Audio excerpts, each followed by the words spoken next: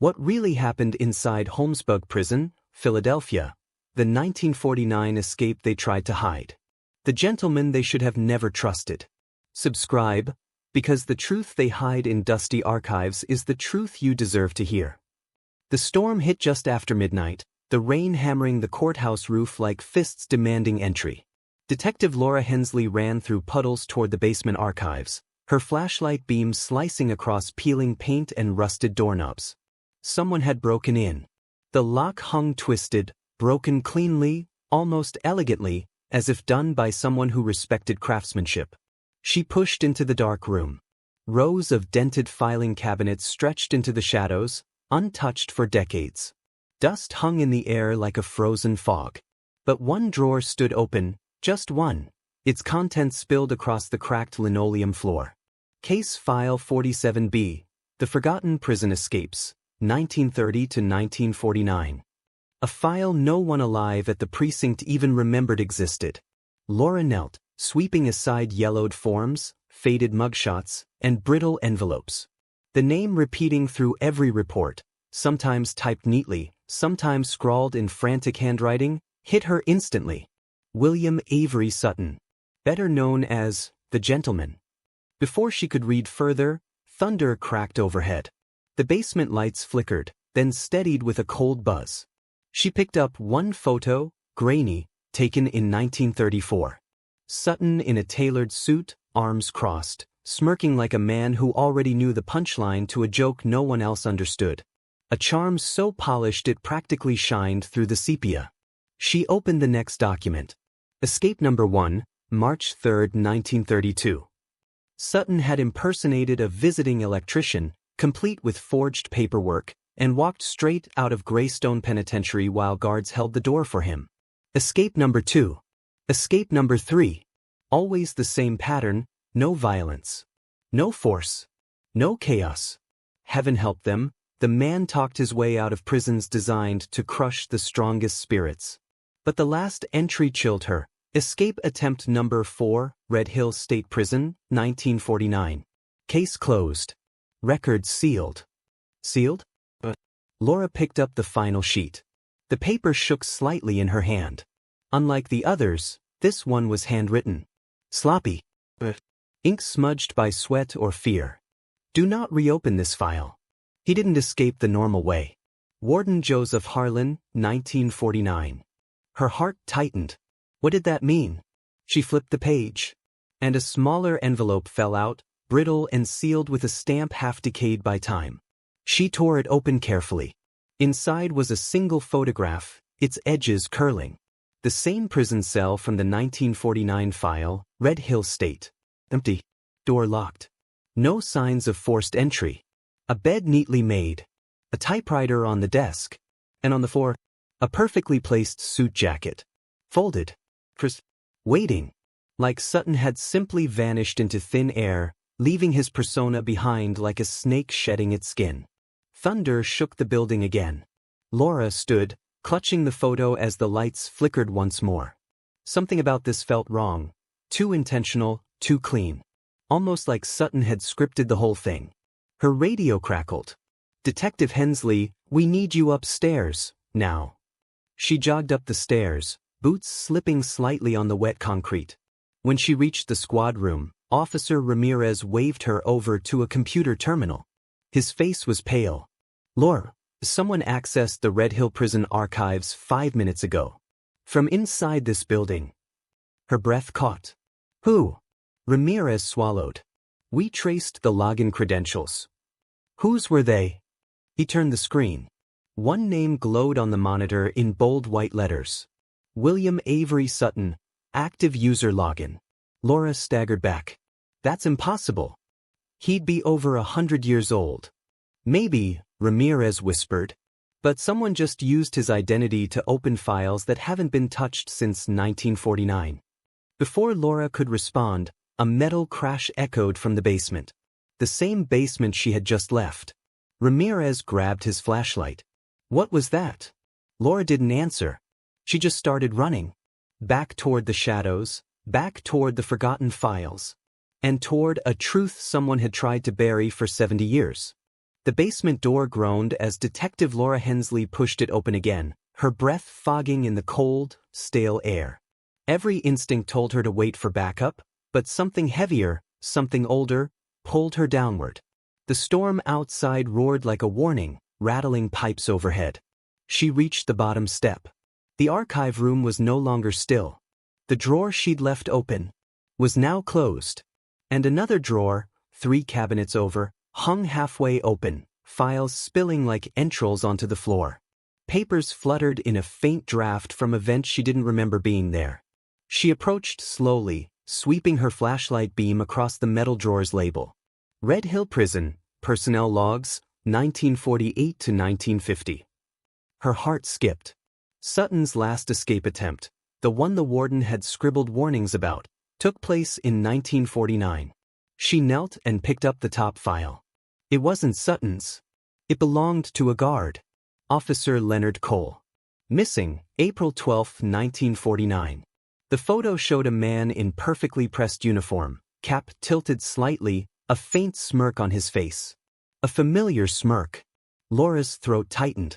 She flipped to the next page. Internal notes from Red Hill Administration. Possible identity theft. Guard uniform missing.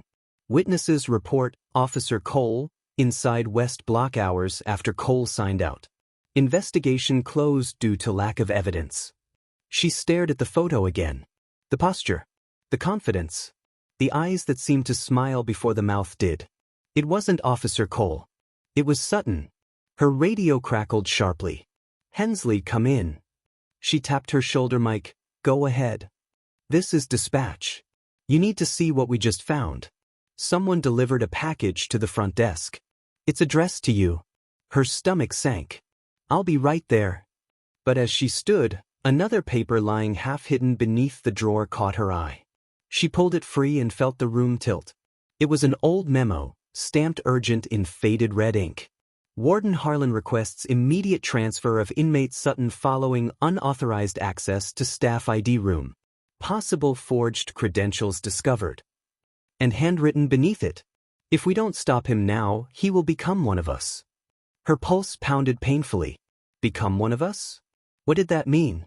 Lightning flashed, illuminating the entire basement in a stuttering burst of white-blue light. For a moment she saw it. A silhouette standing at the far end of the room. Facing her. She whipped her flashlight toward it, but the figure vanished. She sprinted for the stairs, 2 at a time, bursting into the main lobby, rainwater puddling from officers' boots.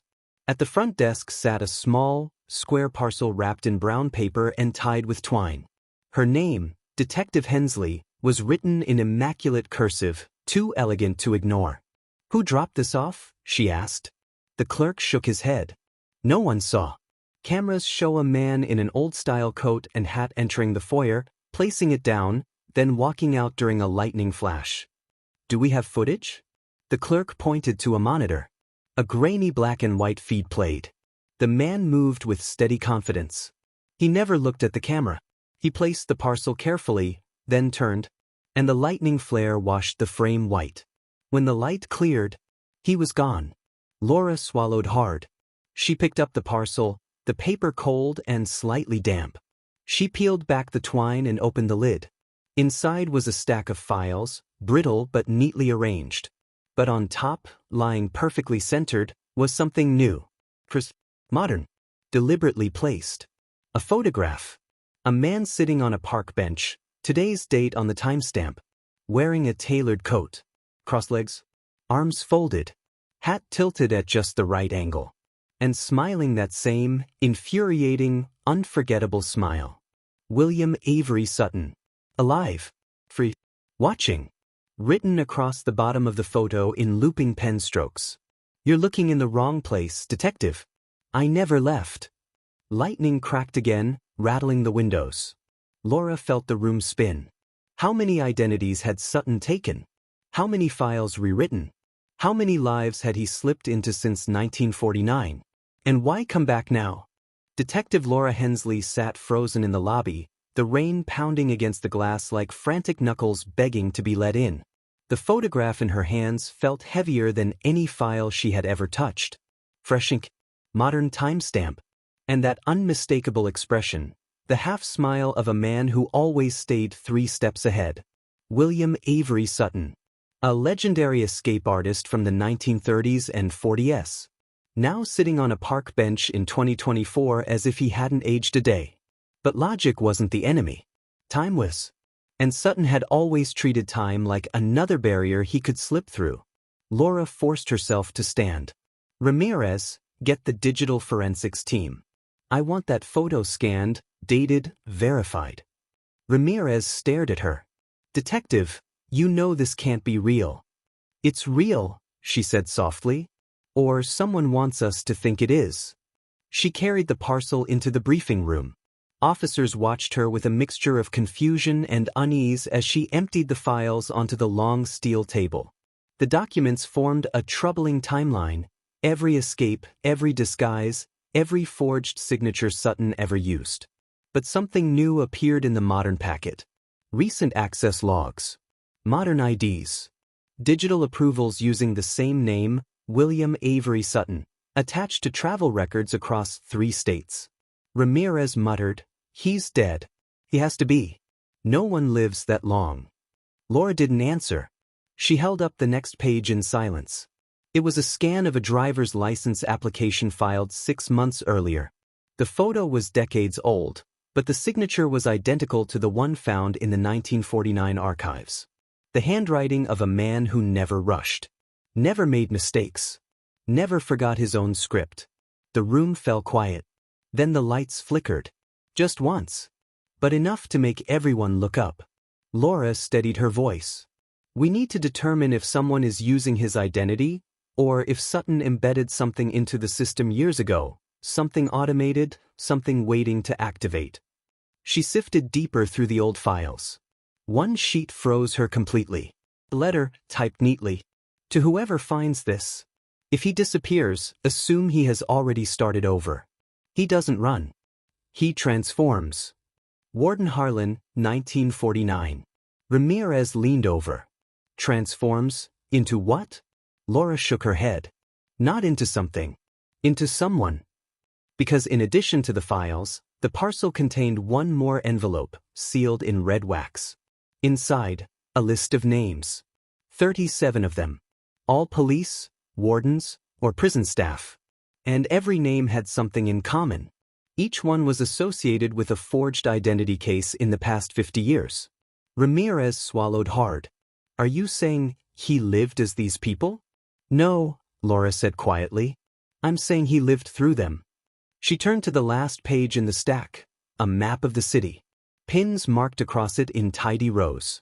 Some marked banks. Some marked government buildings. Some marked courthouses. And one pin sat alone, meticulously drawn in black ink. The police station they were standing in. A tremor of realization hit her. He's not sending us clues. He's sending us warnings. Her phone vibrated. A known number. Against her better judgment, she answered. A calm, confident voice drifted through the speaker. Detective Hensley, the man said warmly. Thank you for opening my mail. Her blood went cold. Who is this? A soft chuckle. You already know. I admire your thoroughness. You remind me of myself. She glanced around the room, officers silent, listening. What do you want? She asked. Oh, nothing dramatic, the voice replied. Just making sure the right hands protect my legacy. These files, they're not the whole story. They never were. Where are you? She demanded. He paused long enough for her pulse to spike. Closer than you think. The line clicked dead. Laura stared at the phone, heart pounding. Ramirez moved closer. Detective, what now? She looked toward the rain-smeared front doors, toward the shadowed parking lot beyond. We go after him, she said. Because if Sutton survived this long, if he's been rewriting identities for decades, then he's not stopping now. She gathered the files, slid the photograph into her coat, and stepped forward. And if you think this story ends here, she whispered, you're not ready for what comes next. And if you want the next case, hit subscribe.